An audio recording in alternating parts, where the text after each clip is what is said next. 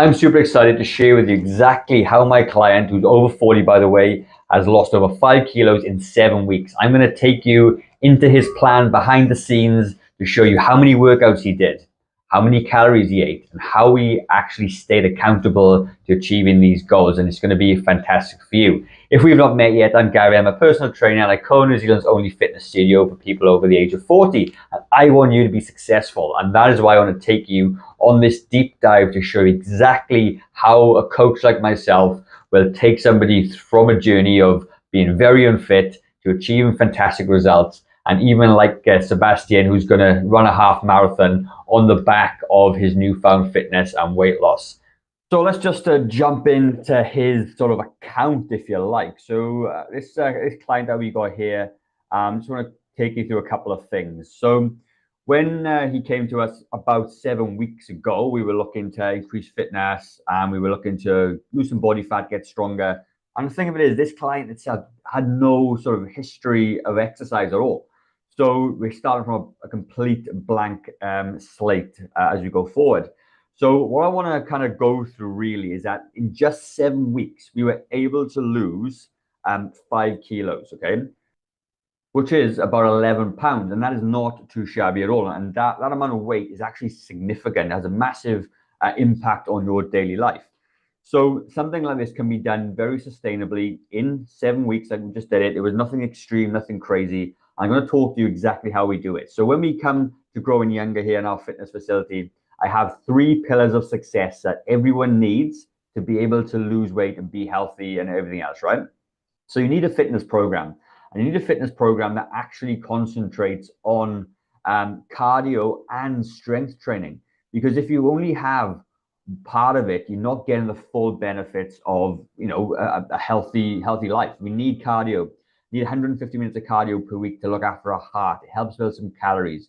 You need weight training so you can actually build some muscle, burn calories off at rest, and makes you stronger to do everyday activities. And as we get older, it is so important. And a lot of times people only do one or they do the other. And there's a lot of people in different camps. You shouldn't do cardio, you should only do weight training. You shouldn't do weight training, you should only do cardio. And I'm more about balance. You need to do everything because you can be super strong and very, very unfit. And you can be very fit and not very strong. You need both, right? Then we're going to look at how many workouts he actually did. And what that breakdown was, and you'd be surprised how actually little it was. Okay, it's amazing. And then we're going to look about the second thing. We're looking at nutrition, and nutrition is key for everything. And I'm always about energy balance, calories in, calories out. Eat very similarly, kind of to what you do now, but understand your portion sizes. That's what you do at the start. You've got, you can go on a brand new diet, and it's really, really difficult to do. But the problem is when you do something so new and so unfamiliar, you end up, falling off the wagon. So if we can understand what you do right now and just reduce the portion sizes, reduce the calories a little bit, you're going to get a very good outcome. And then there's a framework I like to use, which I stole from a guy called Alex Hormozy, and he says more, better, new. So I've changed it around and do better, more than new. So you do what you do better, then you do more of that, and then you try new stuff. So what it means is you're not going from loving carbs to keto. That's just too far a bridge. You kind of, if you like to eat sausage rolls, then you're going to eat sausage rolls, but you can eat less sausage rolls, okay? So that's kind of how I do it. And people will argue, well, it's not the healthiest way to do it. But I argue that if we can get our calories down, you can lose weight first. That is healthier than trying to jump on a diet and jump off a diet, okay? So that's kind of my principle. And the third thing was accountability, because without accountability, you got nothing.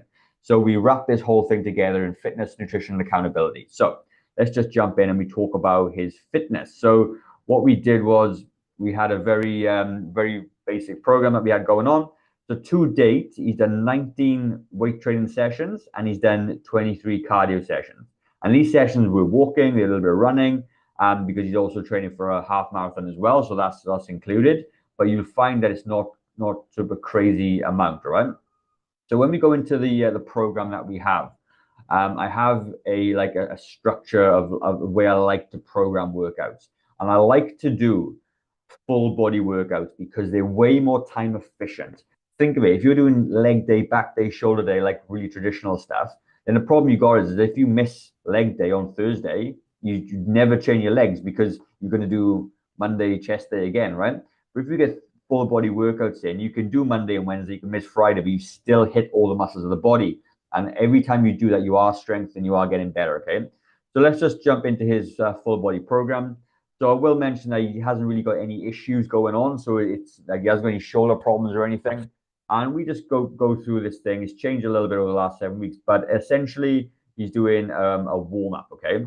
So I can't open this out, but warm up on a stationary bike or treadmill or walking, wherever that is. And we do that for 7 minutes. And we do that so we can warm the body up, warm the joints up, warm the ligaments up so you can get ready to do your weight training session. Then we look at, we did a version of squatting. So what we did for this one was a Smith machine squat. And if you know what Smith machine squat is, it looks a bit like this. And this version is a really great way to support your back and learn a good squatting pattern. And I think it's a great way to actually train that with in safety, with you got support in racks and everything else. And it's a good way to do it. You can get some good volume in, which means you can do some quality sets and reps, and without having to balance a big barbell on your back. We have progressed though to this from a goblet squat. I just want to be clear on that. And then we did something called step up and lunge. And what this is doing, this is preparing him for his half marathon because he's got to be aligned with his goals as well. And when you think about when you're running and you're doing this kind of exercise, you're working on your glutes, you're working on your hamstrings and your balance as well. You need to be nice and strong to do that. Then we looked at, then we started doing some press ups as well. So this variation, you know, what a push up is, my mug there, which is great. And we started off doing this version. And over the course of 7 weeks, we've managed to progress to a full body push-up without using his knees. Okay, so that's that in that video there. And this is a great way to start building those chest muscles and the back of the arms, the triceps. Okay, it's a really good exercise for that.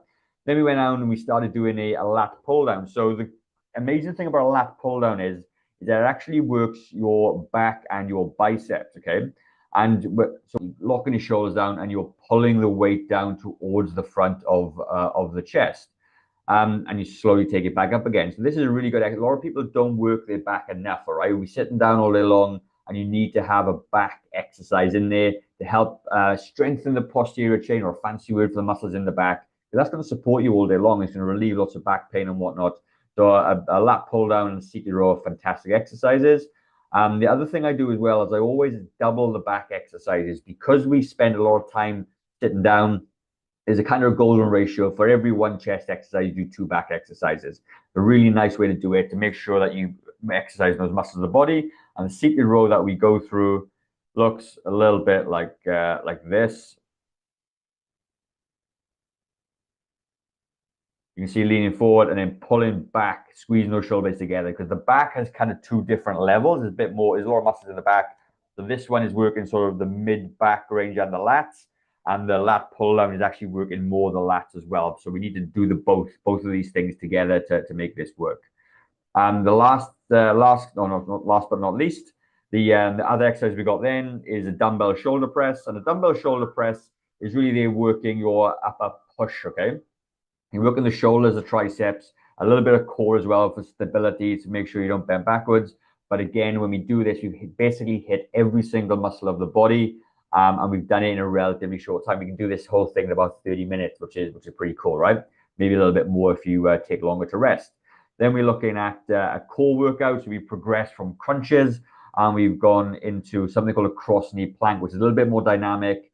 We're crossing the legs over, you're working your obliques and the abs as well. And we've progressed there because we know a strong core is going to help him with his running as well. And obviously tighten up the midsection. You can't spot reduce body fat, but you can certainly tighten that area up by strengthening the muscles. And then we've got some stretches in there. And at the end, I want him to do like a 15-minute cardio session at the end. Okay, so this whole thing will last about 45 minutes when you add in the cardio at the end. So when you look at his calendar, what we see is how many times he's done this. So you can see his old calendar there. We go back a little bit further, and you can see that he's been very consistent, all right? And you can see we've tracked his body stats, tracked his meals. I'll talk about reading goals in a minute. And you can see the blue of the full body workouts that he's done. So like some weeks he's only done 2, right? and this week he did 3, and he did none that week. So, and then a couple this week. So you don't have to be like super consistent with it. You just got to do it, more often than not. So, like I said, the full body workout allows him to train twice, train all his body, and then you can see he's doing walks and stuff and cardio in between. So if we then look at the cardio activity that he's doing, I'll take you back to his training plan. And because we are working up to a half marathon, what we started doing is he decided he's going to do a half marathon in April a couple of weeks ago, and this is how we've structured it. So he was able to just about get to a 5K. So we thought, well, we do 3 days a week of 5K running. It takes about 30 to 40 minutes. And for you, it could just be a walk. You could literally just walk for 40 minutes 3 times a week. By doing that, you're getting in your 150 minutes of cardio per week, and you're going to do it. So for him, we're going to ramp it up, obviously, because we've got 21 Ks to go, and whatever that is in 13 miles or whatever that is if you're going to work in the other units. But that's what we did. And you can see that over the course of 7 weeks, we've done 43 workouts. And 43 workouts literally is about moving 6 times a week, all right? So you're doing 2 to 3 strength trains, and he's doing some cardio and walking. And to be honest with you, that is not excessive. I think everyone should be moving around because we're very, very sort of sedentary as we go forward. So now we know what we did. Then we know kind of how we did it as well. And then we're going to look at his nutrition. I want to talk to you about that because it's super important, okay? So with his nutrition, what we can see is that we've worked out that, or I've worked out that he needs about 1,900 calories per day to do this. And the meal plan is in here somewhere. So what I want to explain to, like, even if you haven't got this, you can Google a meal plan if you wanted to, right? But I've worked this out for him. I want you to understand that every eating opportunity has, see if I can draw something on here, okay? See if I can draw a picture. Okay, you can see that every opportunity to eat is a calorie number, okay? Now, whether or not you eat this meal plan or not, if we can eat about 500 calories for breakfast, have a snack for 220 calories, a nice big lunch to keep us full till dinner for 700 calories, and a lighter dinner at nighttime. If we can do this, and you could potentially eat a Burger King in there, or a sausage roll, or a bit of junk food, or that 225 calorie snack could be a chocolate bar if you wanted it, right? I'm not saying it's the healthiest way to do it, but the thing of it is, if we calorie control his meals and portion sizes, we're definitely going to lose weight. And when you lose weight, by default, you will become a healthier person, because weight loss and obesity is a key factor for so many issues, all right? And that is how we do it, literally that. And then we get him to track some numbers using something like MyFitnessPal, or this app does that for us, and we can see that. So for him to be able to lose this weight, and it works out to be something like 700 calories deficit per day, all right? And the thing of it is, it isn't all from food. That he's been doing a lot of walking, a lot of training, and the calorie deficit was like maybe 300 calories from exercise per day, roughly, and then about 300 and 350 calories from reducing calories from food. So like I say, you don't have to starve yourself. That extra activity as well will take up some of that calorie deficit for you. So it wasn't excessive, and it's allowed him to lose that 5 kilos in a relatively short space of time, which is fantastic. Now, I'm going to stop you there. If you would like a full body workout and cardio plan as well to go with it, how we do it, just leave a comment down below saying strength, and I will send you a very similar full body workout that you can follow as well, right? And with the cardio stuff in there as well. So comment strength, and I'll send that across. If you would like to know more also about calorie deficits and how to create a calorie deficit, comment blueprint. I will send you a free guide, which is a 10-step guide about how to create a calorie deficit. So type in blueprint, I'll send that over to you. Now, the next thing that we did is that we understand that, the calories now, we understand the workout that he did, we understand that he lost 5 kilos. What was the accountability portion like? Well, I'm going to show you. The accountability portion was very, very straightforward. It literally was about, number one, catching up with me on a fortnightly basis. And that could have been done with, like, if it's online, it could be an online conversation like this, which is online clients. But we were doing a one-to-one every fortnight in the facility, and we're going through his workout, checking out his form, things like that. So accountability comes in many different ways. So Sebastian is going to go overseas in a couple of weeks' time, and then we will do a Zoom call instead, okay? Because the thing of it is, all you need is somebody to keep an eye on you. You need somebody to check in with you, someone that cares about you, and you need somebody then to alter and help you, find out how many calories and bits and bobs, and just help you understand the process, okay? So that's what accountability is, and it comes in many, many forms. It could be, your partner, or it could be a personal trainer, whatever that is for you, all right? Um, and if you would like me to do some videos on accountability and how I stay motivated myself and teach my clients to do it on their own, and leave a comment down below saying accountability, and I will send that across to you as well. But one thing we did do that I want to share with you, okay? And we got him, I created a habit every single day for him to follow. And that habit was reading your daily goals. And I wanted to show this because this is so important. He has read his goals consistently every single day for 50 days. Now, when we sit down and we do this program that we do, our programs, I always tell people to write their goals down. And I always tell them to read it every single day, because if you read your goals every single day, you become more in tuned to what you actually want. And think about it, like if you, if you got something that's on your mind and you really need to achieve it, if you remind yourself every day about it, you're going to be thinking in that space all the time. And the thing of it is, when you read your goals every day, it sort of like prepares you. So let's just say you've got a dinner coming up or something, or an event, and you've read your goals in the morning, okay, and you reminded yourself that you want to lose weight because you want to be around for your family and you want to, get off blood pressure medication or whatever that is for you.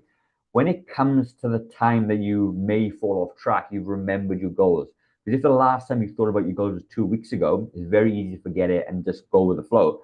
So what I want to say is that people that come into our world and read their goals like this all the time, and I got loads and loads of evidence to back this up in our facility here, that people read their goals for days and days and days, do so well. It's amazing to see because it's so aligned with what they want to achieve, right? So that's part of the accountability, and you can do that yourself. You can literally, write down check it off on a wall or whatever, but have your goals somewhere and read them every day. That's one of the best things I can do because you stay well on track. A lot of people fall off the wagon because they lose motivation and they basically lose, lose the momentum going forward. And it's usually because they're not in tune with their goals, all right? So I hope you enjoyed this case study. It was really cool just to share that with you and take you to the back end about how we do things and how I do things anyway.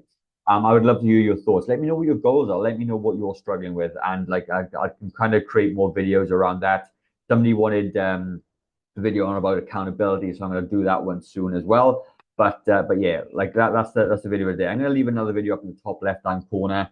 I think you may like. I'm not quite decided what that's going to be yet, but I'll think about it. And yeah, go and watch that one, and I will see you on the next video. Have a great day, team. See ya. Bye bye.